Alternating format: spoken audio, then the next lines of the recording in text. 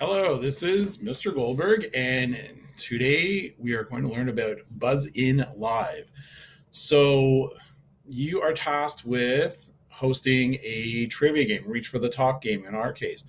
So, to do this, we have to use the software now instead of doing this live, BuzzIn.Live, which is actually really simple to use. So, what I'll do is I will create a game, and as I do this, I have one computer over here and another computer over here, and these will be my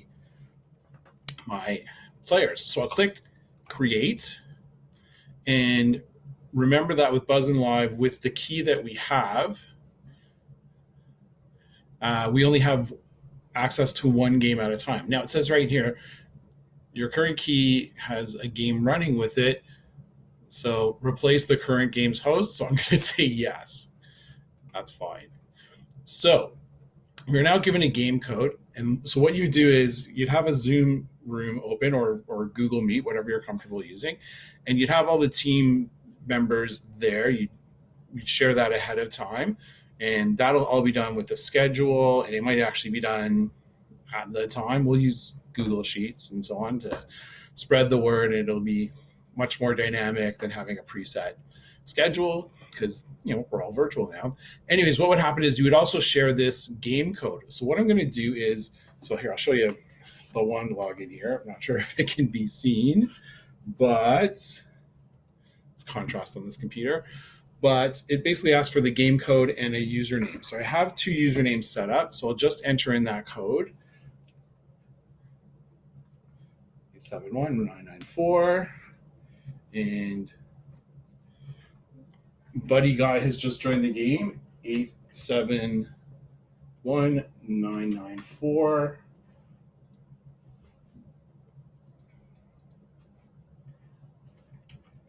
And it's important to enter those numbers incorrectly, which I just did it here. Oh, good. And now Thelonious Monk has joined. So, as you can see, and it pops up right away, here's Buddy Guy and here's Thelonious Monk. And then what you would do, and you'd have anywhere from, well, it'd be up to maybe even a dozen people. Depends on how many people show up for the games. But what you would do, and I'm just going to adjust my screen here, is you would add teams. So in our case, they're just going to be either numbered or lettered teams. So let's have, it's kind of boring, but team 1 go against team 2. And then you'd assign players to each team. So it's very simple. Buddy Guy, okay, we'll keep him on team 1, and Thelonious Monk will be on team 2. They'll go head to head. All right. Start off, and it's good to clear the buzzers anyways. And to get the student perspective, what they'll see, or the player perspective, and I really hope you can see this on my screen. I don't see it too well, but you see a nice big green buzz button. And just to test out the buzzer, I'm going to buzz and you hear a little pop. And I think you can adjust the sounds too. And it says, oh, Buddy Guy has buzzed in with an answer. Okay. So, and you might get them to test the buzzers and so on. So, gameplay. We'll start off with a question.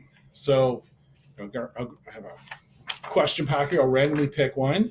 And I can see the answers here too. But, oh, here we go. The former nation of Zaire is now known as the Democratic Republic of what?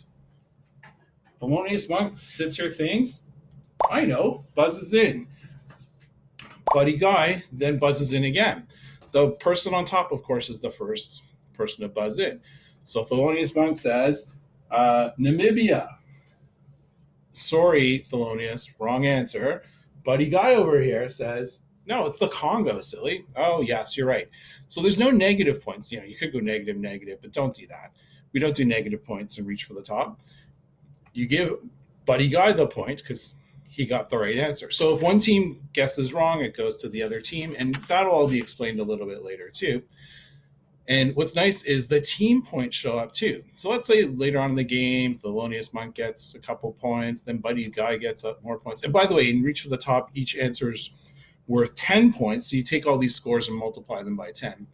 So at the end of this game, you would announce the final score, and it should be much higher than this.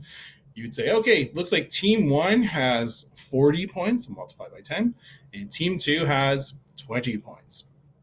Okay, so that's basically how it works. And yeah, so you just have to remember to keep score. And what I would do, and when I play with the students, I'll have a Zoom or Google Meet going in the background. I don't even look at it now because what I do is it's all verbal.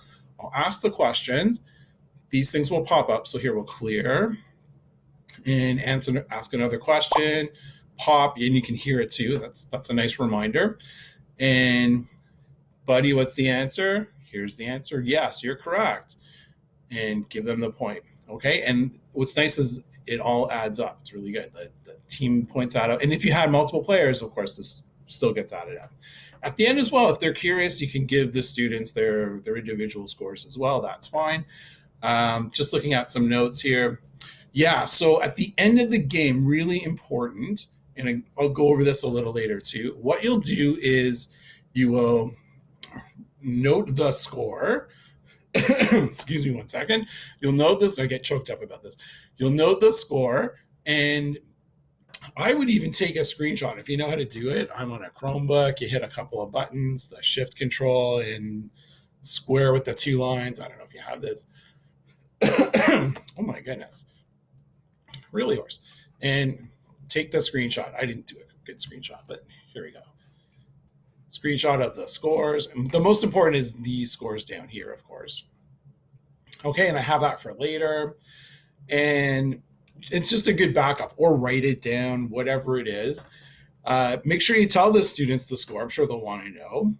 And it's nice. The game is split up into 3 rounds if you haven't played. So it's nice to tell them the score at the end of the round. And in the old days, you keep a running tally on paper. This way, it's actually much easier because the score has a running tally already. You just read out these scores. Oh, at the end of round 1, it's 50-20 for team 1. So close game, off you go. What else?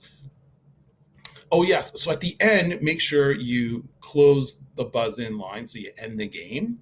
BuzzIn.Live, I should say. And it's making notations there for me. Not a big deal. So yeah, close the game and you should be good to go. All right. So that should be it. Any questions, let me know.